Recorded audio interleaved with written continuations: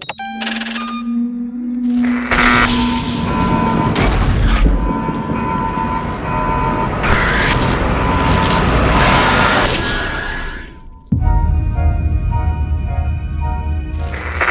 back for episode 3 of Alien Earth, and to it's been great so far. Start us off, let's address some comments we've been getting about our lack of knowledge of some metal from the 90s. Yeah, okay. I forgot a Tool song. Yeah. I haven't listened to them in 20 years, you know? I wasn't really a big Tool guy back then. Yeah. I was more into Metallica. Same thing. So we both recognized the song at the end of this one. Yeah. That being said, though, we weren't trying to say that Tool was a generic band, all right? We were just saying that it's an alien show and it's got this rock music in it, which makes it feel generic. Yes. Not the song itself. Not that Tool is generic in any way. Yes. Nothing against those guys. Tool. Anyway, moving on. So the first thing I want to touch on in this episode, at the end of this episode, you see a character who popped up briefly in the first 2 episodes. The Asian chain-smoking guy cleaning the hallways in his hazmat suit. What the fuck is that guy? What is he doing? I keep getting like Beetlejuice flashes from the hallway in the afterlife. It's all in the handbook. Keep moving. They set him up kind of earlier, and it looks like he's cleaning maybe acid off, which wouldn't make any fucking sense, obviously, but it's like he's cleaning something off. He's doing something. And just like the fact that he's there, I'm like, okay, it's just like one more little thing that I just don't want to like focus on in this show right now. But he's there, and you know, maybe he'll pop up and he'll have some deeper significance later on. I don't know. I mean, maybe you guys know more than we do about what this you guys guy... have theories? Let us know in the comments below. Ooh. But I don't know. I'm sure they'll be like, you dumbasses. You fucking idiots. Yeah. It's this. Like, yeah. Okay, sorry. It's just, I don't have the bandwidth right now for that guy. This episode picks up like exactly where the last one ends, which I like. There's one thing you could say about this show. It moves. You know? Yes. The pace is keeping things going. We're not getting held up on like one particular thread and then sticking with it for 4 episodes. Like, nope, something comes up, they deal with it, they move on. Joe, the brother, gets taken at the end of episode 2, and this one it starts off and Wendy is just like somehow finds him very quickly, and he's been cocooned in that trailer. And I did like the scene as a whole, even though it was like kind of weird, like with Joe just being cocooned, like it left a trap. We get our first little acid scene with the alien where she stabs it. And so this is where the characters learn that it bleeds acid. Correct. To which Joe is like, oh, that's acid. Dude, Joe, like, I don't know if the dude's just on Valium or something. He's just or, like, low T, man. He is just as low T as you can get. That dude has no energy. And every scene he's in, he's just like, oh no, an alien. Oh. Well, especially when you just sort of point out the fact that he's like a medic for like a military unit. It's like, dude. Just let's perk up a little here. Like you have the same body I had when I was 8. and he's witnessing like shit no one has ever seen before. And he's just like, he's kind of just taking it in stride. Yeah. You know, like, it's just weird how he's not reacting in a more severe way. He gets speared with the alien's tail. For some reason, the alien's just not killing him. And it's like hovering over him like it's about to kill him. And he's like, no, Wendy, don't bother. Just let it kill me. And then, she saves him. She hooks it by its mouth tongue. She grabs the mouth, the inner mouth. Yeah. And she's the bionic woman, so she's stronger than this alien. She throws it into this room, and she ends up in there, door closed, and we don't get to see the fight. We hear a bunch of like, behind the door slamming. Right. And, yeah. And then when it opens up, and then the alien's laying there decapitated.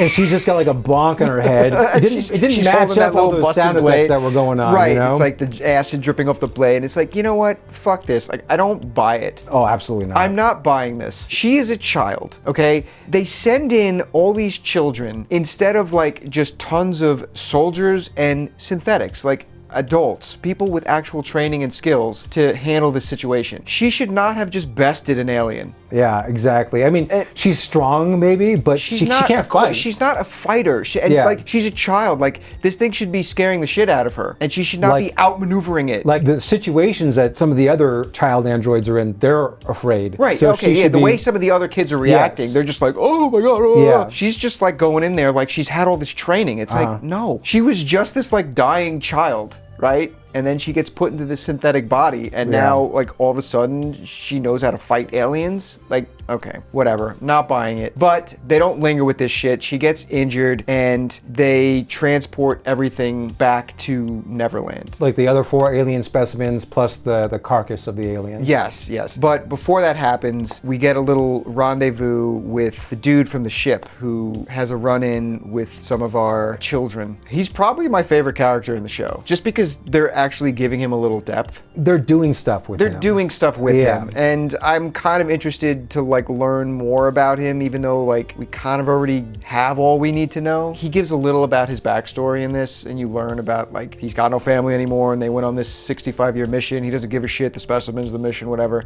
And he's this cyborg, and he's got like still parts of human shit going on in him. He kind of looked at these kids like, what the fuck are you? Yeah. When he sees them. But he kind of thinks like they're just retarded. So he's the audience, basically. Exactly. In that moment, I was thinking like, yeah, he's the audience. Yeah. Because these kids, he's like, you're acting like children. It's like, we are children, you know. But like what you said, when like watching them, it's like you're watching, because they're in adult bodies. They're adult actors playing kids. There's like 2 layers that make it annoying. First of all, your children in the situation itself is annoying. Yeah. But now you're watching actors that are older pretending like they're children on top of that. Right. It's like watching Dumb and Dumber. Yes. So there's just like these 2 layers. The tone where you're just is so weird. It's like hard to get over. Yeah, like that scene where before Morrow shows up, the 2 of them are bickering and the eggs are like in the foreground. It was such a weird tone, because in any other alien film, this scene should be like frightening you. But the tone is so wrong, because it's just like these 2 kids bickering in the background. And you're like, wait, this is ruining the aesthetic. Yeah, well, not only that, fucking Morrow, I guess he's mostly human still, so he can, in theory, be attacked by a facehugger. Yes. But why is he not worried about the egg in this scenario? He's not worried about it. Like, there's no like sense of hesitation with the eggs. They're just there, and he's like talking to these fucking children. Right, like, it's not nothing. until like he kind of stands right next to one. Yeah, that it like starts to open when Timothy Olyphant shows up. That's the other problem with this fucking show. Yeah. So far, unlike, you know, Romulus, when you watch that, it fucks with like the gestation period. Suddenly you can get a face hugger off of a person. It messes with all of these things that are like in canon that are just like no-nos. You don't touch that. Right. But this show hasn't really done that, but this egg shit is kind of weird, because these eggs just seem to like want to open up when they can sense a human being around. Maybe that's the case. If the human backs away, they just close. Yeah, and instead of just coming out. Exactly. So how does it know to like close back down? Like in the original movies, if one opened, it just opened. And it just stayed open. Yeah. Yes, and then the facehugger came out. Whatever. Then you have a scene where Boy Cavalier, he comes in and he's like talking and he's around the eggs. He sticks his fucking face. Where the like fuck's your hazmat suit, boy genius, boy retard? Which makes no sense. He's just walking just around like, without a. oh. These people don't know what sort of pathogens they're basically like the characters in Prometheus and Covenant, just fucking morons. Hey, baby. That's been something very frustrating about this show so far, is that there's no, like, it feels like there's no adult in the room. Yeah, exactly. All the characters are childish and retarded. Like you.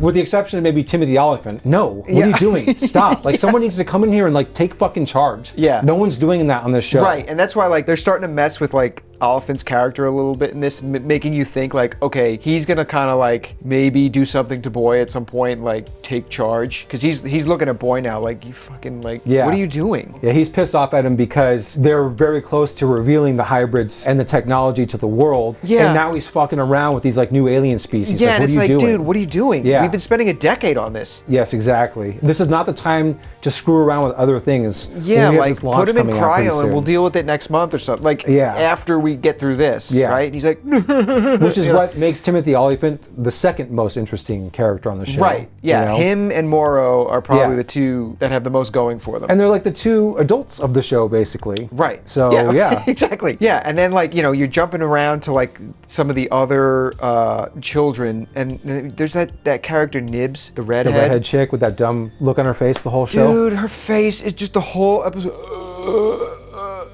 like, okay, I knew from like the very first scene that they started doing this that like some of these kids were gonna like Wig out. we're gonna wig out. Yeah. Some were gonna take to it really well and like love it. Like the girl who wants like boys' approval, who went to go see him, Curly or whatever her name is. She's obviously loving it. Clearly Nibs is having clear identity issues, but like, I don't care. You have so many of these kid characters running around. Like, it'd be more interesting with just a couple of them. Have one who takes well to it and one who doesn't. Or just have the Wendy character. Or just have the Wendy character and have her go through all of this. Yes. Then you can really dive into her character even more. But this Nibs character, she's just like, the whole time she's on screen. She's really annoying. It's fucking distracting. So they go back to Neverland now. Nobody's taking precautions. It's only after the egg almost opens up in Boy's face where he's like, you know what, maybe we should lock this lab down. Nobody exactly. in and out but synths. But even all the hybrid characters, the children, they have clearance. They can just walk in and out whenever they want. What the fuck? Like, they're not science officers. why do any of them have clearance? Like literally, like Boy and Timothy Oliphant, like a few other people should have access to that room. None of the children should have access to the room, but they're all just like coming in and out like it's nothing. They should be in there only if Timothy Oliphant wants them in there. Yeah, okay, you see like he starts pulling a face hugger out of an egg. He's going through that whole process. I was thinking watching this, I'm like, oh, yeah, I guess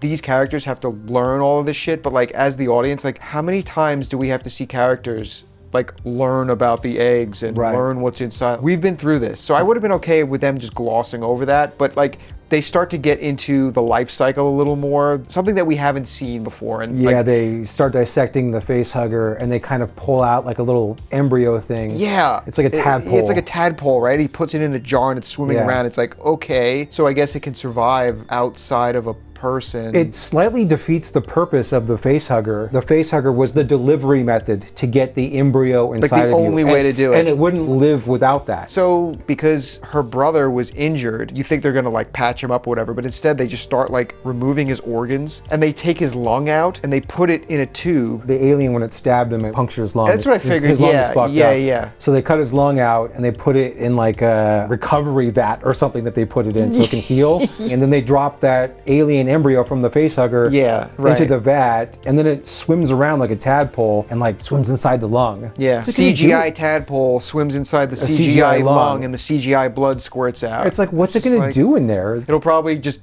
you know, grow in there, burst out in like a day, and it'll be a full-size normal alien. Who knows? I don't know. They're gonna give him a cyborg lung now or something, or they're just gonna keep picking him apart. And all I could think of was like, man, Wendy's not going to be happy about that. And when she does wake up, she's going to be like, what the fuck? Well, instead though, when she wakes up, they decide to do this stupid thing where I don't know what's going on yet, and I don't feel like any payoff is going to satisfy me when it comes to this because it's very annoying, but she's got some sort of connection with the alien. She can like hear like the alien clicking sounds, hissy sounds. And you know, like she wakes up, but like you don't really know if she's actually awake because she goes into the lab and like nobody's paying attention to her. She like collapses. It's a weird sequence. It's a weird sequence, but that entire sequence, I just wanted it to end because it was so annoying. Yeah. Because she's got this like stupid look on her face the entire scene, and all you hear is this like clicking sound, and I'm like, oh my god, can we stop with this scene? Anytime the clicking interval started, it was like, oh my god, stop. Yeah, like I don't care what her connection is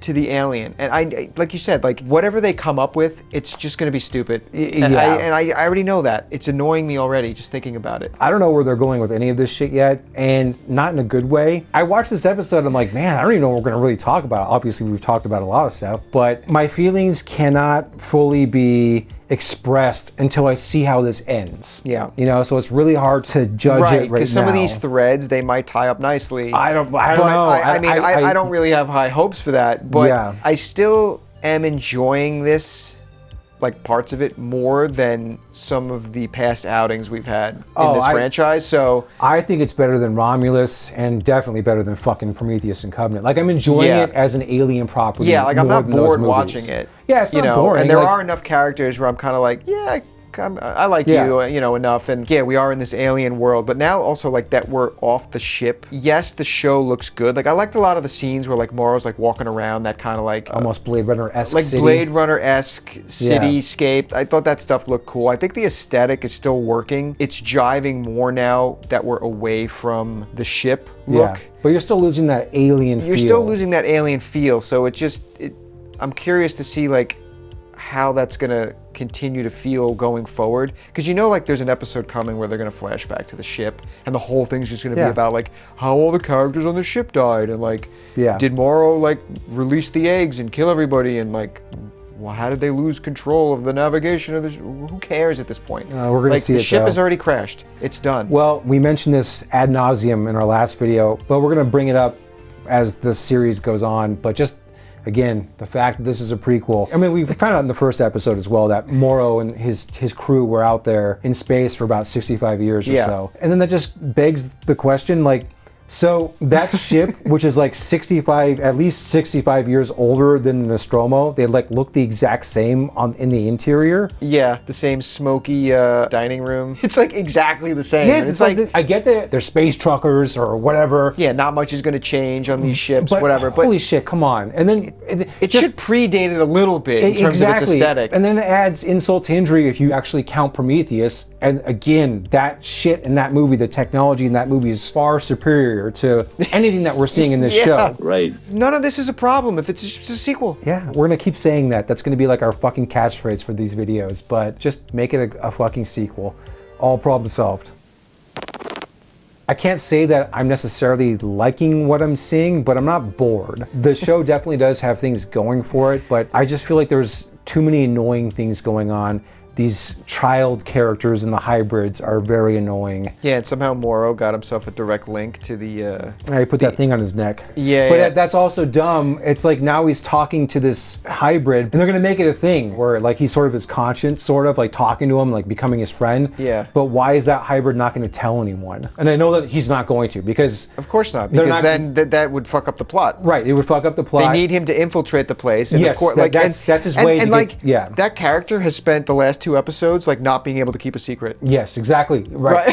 Suddenly he'll have no problem doing that. He has no problem when somebody says like, "Don't say that, stupid! Don't say that," and he spills the beans anyway. He did it with Wendy and the brother. Not to mention, Boy Cavalier's people are constantly surveying what they're seeing, and I'm assuming hearing as well. Right. Maybe they can't hear Morrow's voice, but they would definitely hear him talking to somebody, right? And maybe they do, and maybe they're luring Morrow in, and it's a trap. You know, like maybe they'll go that direction. But it's like that doesn't make sense that they'd be able to do this in secret. It makes no fucking sense at that point. I don't know. What did you guys think about episode 3? Did we come down too hard on it? There's some good discussion in the comments for our episode 1 and 2 review. So keep them going. We like responding to all this we want to stuff. hear everything you guys have to say about it. Yeah.